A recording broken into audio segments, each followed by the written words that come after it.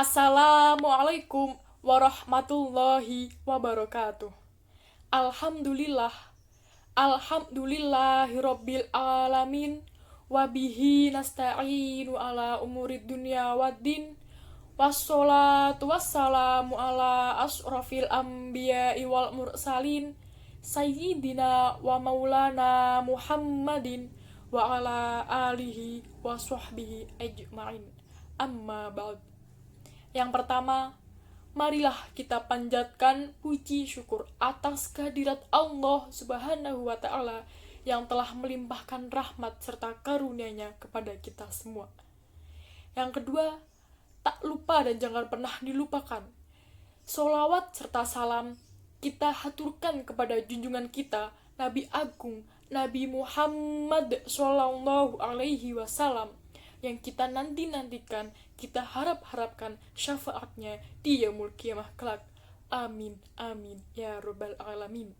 Sebelumnya, perkenalkan, nama saya Hanifah Isnaini Fatriana, NIM 307019000082. Dengan adanya video ini, saya ingin memenuhi tugas ujian tengah semester pendidikan agama Islam 3 yang diampu oleh Ibu Dr. Hajah Ratna Anggreni, MSI. Dengan kesempatan kali ini, saya ingin menyampaikan tentang pengukuhan iman dengan Islamic worldview. Kenapa sih saya menggunakan tema iman? Karena bisa dikatakan iman adalah kunci manusia untuk membuka diri dan mendekatkan diri kepada Sang Pencipta, yaitu Allah Subhanahu wa Ta'ala.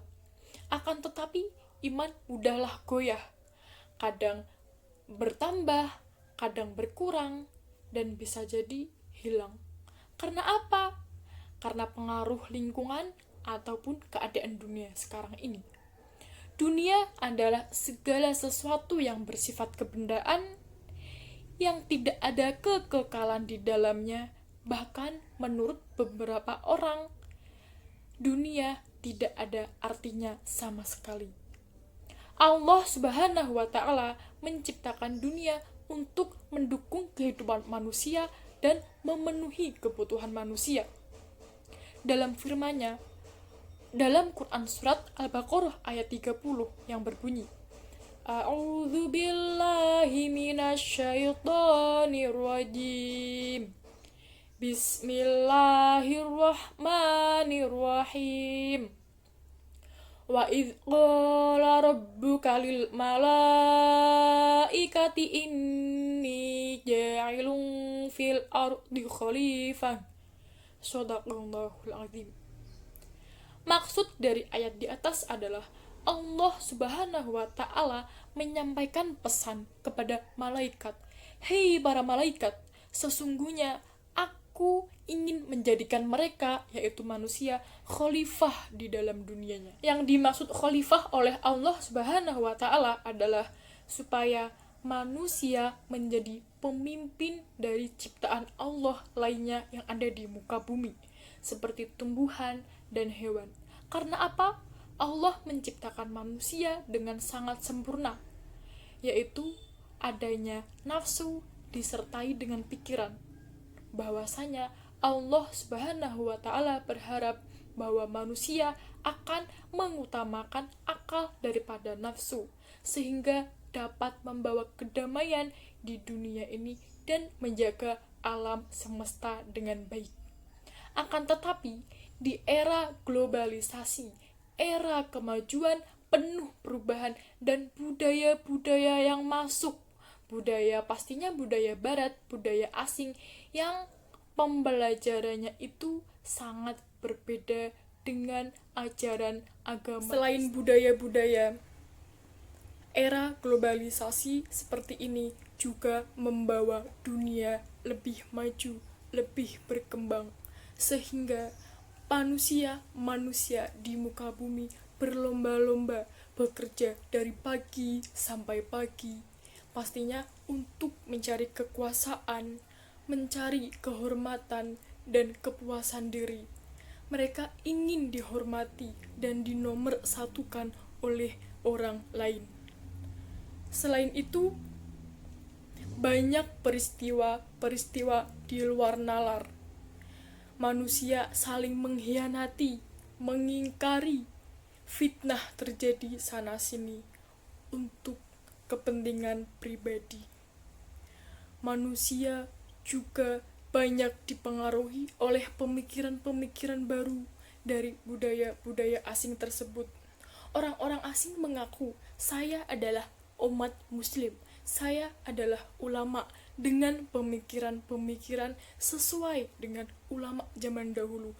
Padahal pemikiran-pemikiran atau aliran yang dibawa oleh ulama asing atau orang yang mengaku ulama sama sekali tidak sesuai dengan Al-Quran maupun hadis Rasulullah Shallallahu Alaihi Wasallam. Dengan hal ini, banyak sekali orang-orang yang kehilangan identitas asli diri, termasuk identitas terbesar manusia, yaitu agama. Agama menurut Kamus Besar Bahasa Indonesia adalah sistem tatanan yang mengatur kepercayaan atau keimanan dan peribadatan kepada Tuhan Yang Maha Esa. Tatanan kaidah yang berhubungan dengan budaya serta pandangan dunia yang berhubungan dengan kehidupan. Menurut Islam, agama berasal dari bahasa Arab, yaitu ad-din dan al-milah. Ad-din sendiri mempunyai arti syariat, dan al-milah adalah orang yang melakukan ibadah. Syariat adalah tata cara atau aturan ketika melakukan perintah Allah seperti sholat, puasa, zakat, dan lain-lain. Maka dari itu, pengertian dari agama Islam adalah agama yang diturunkan Allah Subhanahu wa Ta'ala kepada Rasul dan Nabi-Nya untuk diajarkan kepada seluruh umat manusia di dunia ini. Seperti firman Allah dalam Quran surat Ali Imran ayat 85. A'udzu billahi minasyaitonir rajim. Bismillahirrahmanirrahim. Wa may yabtaghi ghairal islami dinan falay yaqbalu minhu wa huwa fil akhirati minal khasirin. Shadaqallahul azim. Yang mempunyai arti, dan barang siapa yang mencari agama selain agama Allah, yaitu agama Islam, dia tidak akan diterima dan termasuk dalam orang-orang golongan yang merugi. Dengan turunnya ayat tersebut, Allah ingin memberitahu kepada umat manusia bahwasanya hanyalah agama Islam yang benar dan lurus. Lalu, bagaimana dengan agama selain Islam? Allah berfirman bahwasanya agama selain Islam mereka termasuk dalam golongan orang-orang yang merugi dan mendapatkan azab di akhirat kelak. Allah juga menjanjikan kepada umat muslim bahwasanya ada balasan kebahagiaan dunia dan akhirat. Apa sih yang dimaksud dengan kebahagiaan dunia akhirat? Kebahagiaan dunia adalah ketika kita hidup dalam lindungannya, melakukan segala sesuatu dalam ridhonya, sehingga menjadi berkah di dalam hidup kita. Yang pastinya kebahagiaan dunia yang paling kita nanti-nantikan adalah selalu istiqomah dalam menjalankan ibadah dan meninggalkan larangan-larangan Allah Subhanahu wa Ta'ala. Lalu kebahagiaan akhirat adalah ketika kita hidup di akhirat, kita diakui oleh Allah bahwa kami umat muslim, kamu umat muslim adalah umatku, dan mendapatkan tempat yang layak di sisinya, yaitu syurganya Allah Subhanahu wa Ta'ala. Selain itu, kita juga dikumpulkan dengan orang-orang yang beriman. Bahkan bisa jadi kita dikumpulkan oleh Rasulullah Shallallahu Alaihi Wasallam dan nabi-nabi lainnya. Akan tetapi, untuk mencapai dua hal kebahagiaan dunia dan akhirat tersebut, umat muslim harus mempunyai keteguhan di dalam hati atau keyakinan yang sering disebut dengan iman. Iman berarti kita mempercayai semua yang berkaitan dengan Allah Subhanahu wa Ta'ala, mulai dari sifat, wujud, dan kekuasaannya. Iman adalah membenarkan dengan hati, mengucapkan dengan lisan, dan mengamalkan dengan perbuatan. Iman mempunyai 6 pilar atau disebut dengan rukun iman. Pertama, iman kepada Allah Subhanahu wa Ta'ala. Iman kepada Allah digolongkan menjadi dua. Yang pertama, iman secara rububiyah dan iman secara uluhiyah. Iman secara rububiyah berarti percaya mengimani sifat, wujud, dan kekuasaan Allah Subhanahu wa Ta'ala, bahwasanya alam semesta beserta isinya adalah ciptaan Allah Subhanahu wa Ta'ala. Selanjutnya, iman secara uluhiyah berarti la ilaha illallah, percaya tidak ada Tuhan yang patut disembah selain Allah Subhanahu wa Ta'ala. Rukun iman yang kedua adalah iman kepada para malaikat Allah. Malaikat adalah makhluk ciptaan Allah yang tidak akan mengkhianati atau mengingkari ajaran dan perintah Allah Subhanahu wa Ta'ala. Ada 10 malaikat yang kita ketahui dan wajib kita imani. Yang pertama, malaikat Jibril, Mikail, Israfil, Israil, Munkar, Nakir, Raqib, Atid, Malik, dan Ridwan. Yang ketiga, iman kepada kitab-kitab Allah. Iman kepada kitab Allah berarti percaya bahwa adanya kitab sebagai pedoman hidup umat manusia. Ada 4 kitab yang diturunkan kepada Allah Subhanahu wa Ta'ala. Yang pertama, kitab Al-Quran yang diturunkan kepada Nabi Muhammad Shallallahu Alaihi Wasallam dan dijadikan pedoman hidup umat muslim sedunia. Yang kedua, kitab Injil yang diturunkan kepada Nabi Isa alaihi salam. Yang ketiga, kitab Taurat yang diturunkan kepada Nabi Musa alaihi salam. Yang keempat, kitab Zabur yang diturunkan kepada Nabi Daud alaihi salam.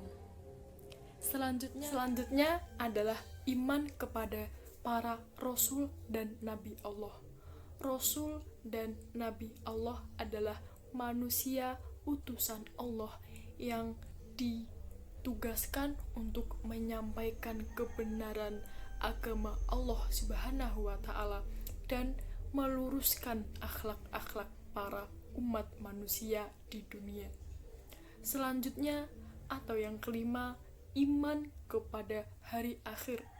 Meskipun tidak ada kapan hari akhir itu terjadi selain Allah Subhanahu wa Ta'ala sendiri, di dalam Al-Quran telah dijelaskan dan dipastikan bahwa hari akhir atau kiamat itu ada. Seperti dalam Quran surah Al-Qari'ah, di situ digambarkan bahwa hari kiamat manusia seperti kupu-kupu yang berterbangan. Gunung satu dengan gunung yang lainnya saling berhantaman. Air laut dengan air laut yang satunya saling bertemu. Yang terakhir atau yang keenam, iman kepada qada dan qadar Allah. Di sini umat manusia harus mempercayai keputusan dan kehendak Allah itu adalah yang terbaik. Ulama juga memberi 5 tingkatan keimanan. Yang pertama, iman al-wasitu yang diberikan kepada para malaikat Allah. Seperti dijelaskan sebelumnya bahwa malaikat adalah umat makhluk ciptaan Allah Subhanahu wa Ta'ala yang tidak akan mengkhianati atau mengingkari perintah-perintah Allah Subhanahu wa Ta'ala. Maka dari itu, iman para malaikat tidak pernah berkurang, bahkan terus-menerus bertambah. Yang kedua, tingkatan iman al-maksum yang diberikan kepada Rasul dan Nabi Allah Subhanahu wa Ta'ala. Sebagai manusia yang sangat mulia, Nabi dan Rasul tidak akan pernah berkurang sama sekali rasa keimanannya, bahkan akan terus bertambah ketika menerima wahyu dari Allah. Tingkatan iman selanjutnya adalah iman al-makbul yang diberikan kepada umat manusia. Di sini iman dapat bertambah bahkan berkurang. Bertambah ketika umat manusia menjalankan ibadah atau menjalankan perintah-perintah Allah Subhanahu wa Ta'ala. Berkurang ketika umat manusia melakukan maksiat atau melanggar perintah-perintah Allah Subhanahu wa Ta'ala. Yang keempat adalah iman al-mauquf. Iman al-mauquf diberikan kepada orang-orang yang melakukan bid'ah. Bid'ah adalah sesuatu atau kebiasaan yang tidak pernah dilakukan pada zaman Rasulullah Shallallahu Alaihi Wasallam. Keimanan orang bid'ah bisa ditangguhkan. Keimanan dapat diterima ketika seseorang tersebut berhenti melakukan bid'ah.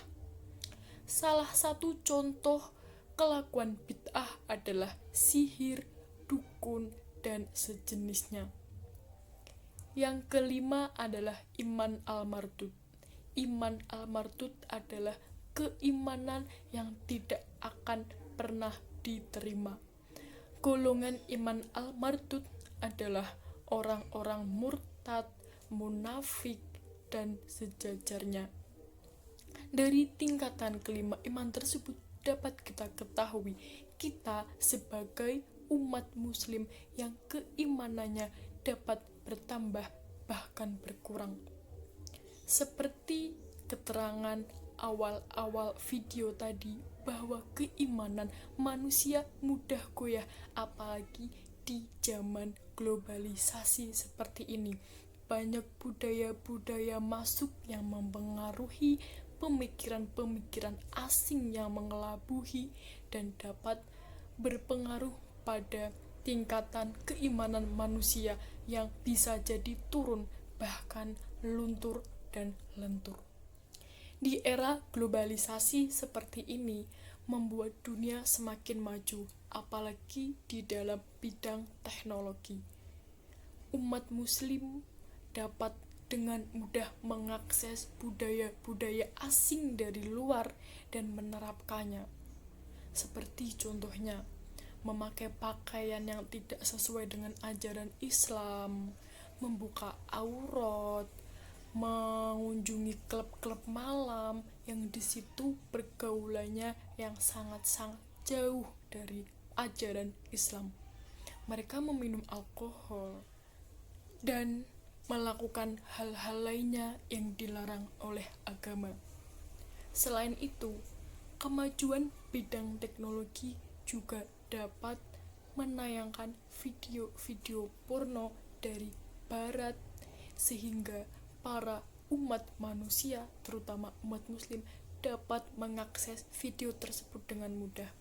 Mereka banyak beralasan sebagai edukasi, sebagai pengalaman ketika setelah menikah. Tapi nyatanya zaman sekarang banyak sekali orang yang hamil di luar nikah. Bahkan remaja-remaja tersebut banyak melakukan hal tersebut. Karena apa? Dengan alasan saya tidak mau ketinggalan zaman atau tidak mau dibilang cupu. Padahal hal tersebut termasuk dosa besar dan dapat mempengaruhi keimanan kita dengan Allah Subhanahu wa Ta'ala. Selain itu, dengan kemajuan bidang teknologi, anak-anak contohnya, mereka lebih asik bermain gadget, game, sampai larut malam, pagi ketemu pagi lagi, tetapi dia mengabaikan kewajiban-kewajiban seperti mengaji, sholat 5 waktu, bahkan dia mengabaikan perintah-perintah orang tua. Ketika orang tua ingin atau butuh bantuan, mereka tidak mau. Karena apa?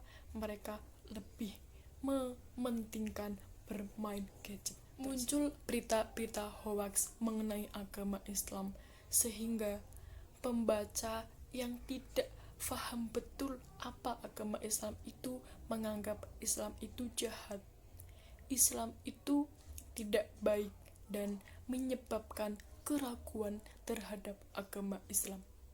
Orang asing memasukkan berita tersebut dengan tujuan ingin mengelabui atau melunturkan kepercayaan keimanan umat muslim terhadap agamanya sendiri. Selain itu, dengan adanya berita hoax seperti ini dapat menimbulkan peperangan antar agama, kayak mengadu domba antara agama Islam dengan agama yang lainnya, sehingga agama penganut selain Islam menganggap Islam adalah agama yang jahat, orang-orang yang jahat, dan agama penindasan. Padahal dapat diketahui pada zaman sekarang banyak umat muslim minoritas yang ditindas atau bahkan disiksa mati. Dan di era yang semakin modern seperti ini, sebagian orang berpendapat bahwa ilmu agama kurang penting dan tidak berperan dalam kehidupan.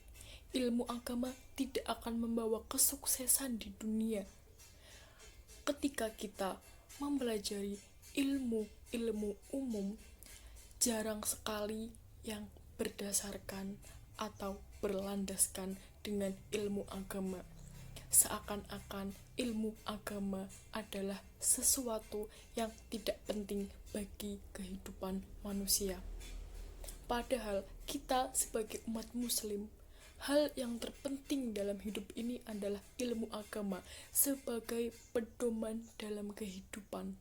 Karena apa? Dengan kita mempelajari ilmu agama, kita lebih paham apa itu agama Islam, apa itu, bagaimana pengaplikasian agama Islam di kehidupan sehari-hari, sehingga dapat lebih mendekatkan diri kita kepada Allah Subhanahu wa Ta'ala. Banyak sekali budaya-budaya asing yang memisahkan antara negara dengan urusan agama, politik dengan urusan agama, kehidupan sosial dengan urusan agama, sehingga mereka hidup tanpa adanya landasan beragama. Mereka menjalani kehidupan dengan berlandaskan mengikuti gaya hidup orang-orang asing yang terkadang tidak pantas ditiru oleh umat muslim.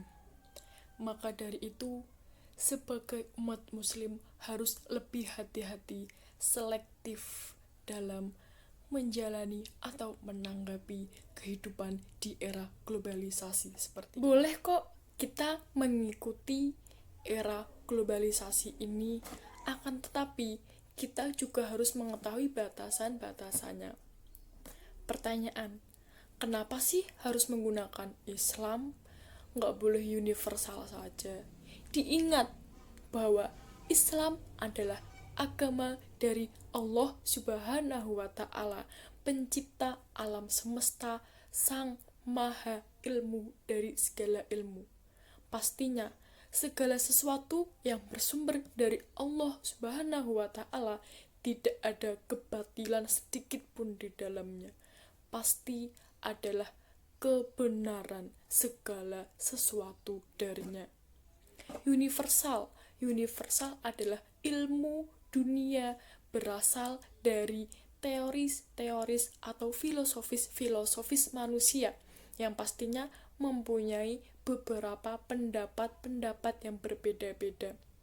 Maka dari itu, sebagai umat muslim yang cerdas dan cemerlang, kita harus mementingkan Islam dahulu dan mengaplikasikannya dalam kehidupan sehari-hari sehingga kita dapat menyaring dan tidak tersesat dalam mempelajari ilmu dunia. Akan tetapi, banyak juga orang yang tidak bisa menerima ajaran Islam. Karena apa? Pengaruh budaya sebelumnya. Islam itu bukan agama yang benar. Islam itu agama yang jahat. Ketika kita ingin menyampaikan ajaran Islam kepada kaum awam, pasti mereka banyak yang berpikiran seperti itu.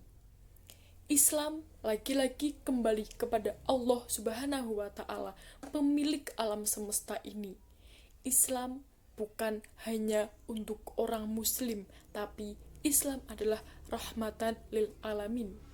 Rahmatan lil alamin, lewat umat Muslim, Islam akan memberi kasih sayang, rahmat-rahmat kepada umat-umat lainnya atau umat-umat non-Muslim.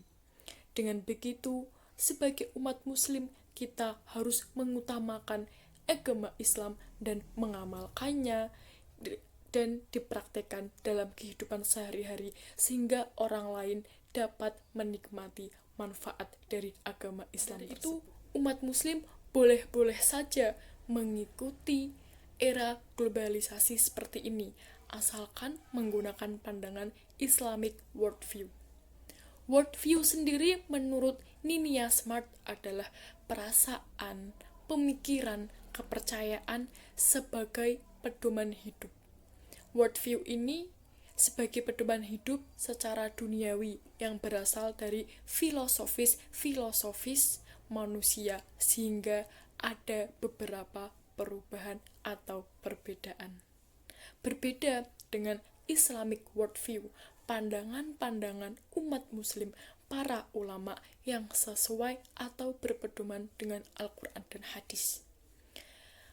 Al-Quran dan hadis itu zaman kapan? Apa iya bisa disesuaikan dengan zaman sekarang? Pastinya.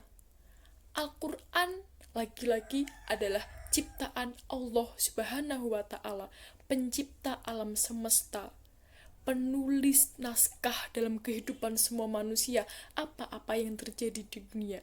Maka dari itu Allah lebih mengetahui apa yang akan terjadi di dunia untuk kedepannya, dan di situ di dalam Al-Quran sudah diterapkan tujuan-tujuan kehidupan ataupun cara-cara mengatasi kehidupan dalam beberapa era.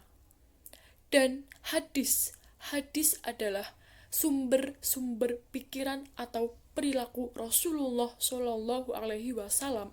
Rasulullah Shallallahu Alaihi Wasallam sendiri adalah manusia mulia, utusan Allah Subhanahu Wa Taala, kekasih Allah Subhanahu Wa Taala yang pastinya diberikan perlindungan, petunjuk yang benar bagi Allah Subhanahu Wa Taala. Lalu, apakah umat Muslim akan menolak pengajaran non-Muslim?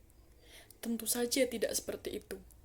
Kita sebagai umat Muslim, iqra, bacalah, yang artinya Allah Subhanahu wa Ta'ala menuntut umat Muslim untuk belajar membaca segala informasi atau ilmu yang ada di muka bumi.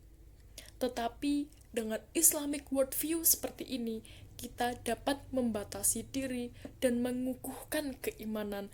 Dan ketika kita membaca, ilmuwan-ilmuwan non-muslim dapat mengetahui mana yang bisa diterapkan dalam kehidupan sehari-hari dan tidak mengingkari ajaran-ajaran Islam seperti itu. Keuntungan mengapa menggunakan Islamic worldview adalah umat muslim mempunyai tafsiran atau seluk-beluk agama Islam. Dengan arti lain, umat muslim lebih memahami, mengenali agama Islam, sehingga umat muslim mengetahui kedudukannya di dunia dan mengetahui kewajiban-kewajibannya kepada Tuhan serta batasan-batasannya kepada Tuhan. Dengan hal tersebut, kita dapat mengetahui apakah jalan hidup kita sesuai dengan syariat Islam atau belum. Maka dari itu, kita dapat menambah keimanan dan ketakwaan kita di era globalisasi seperti ini. Karena apa? Orang yang hidup tanpa iman akan merugi dan akan mendapatkan azab dari Allah Subhanahu wa Ta'ala, seperti firman-Nya dalam Quran surat Al-Asr. A'udzu billahi minasyaitonir rajim. Bismillahirrahmanirrahim. Wal 'ashri innal insana lafi khusrin illalladzina amanu wa 'amilus sholihati wa tawassaw bil haqqi wa tawassaw bis sabr. Shadaqallahul azim. Yang mempunyai arti demi masa bahwa sesungguhnya orang-orang tersebut termasuk dalam orang-orang golongan yang merugi, kecuali ketika dia mempunyai iman, beribadah kepada Sang Tuhan, dan saling memberi informasi yang baik dan mempengaruhi dalam kebaikan. Sekian dari saya, semoga bermanfaat. Wassalamualaikum warahmatullahi wabarakatuh.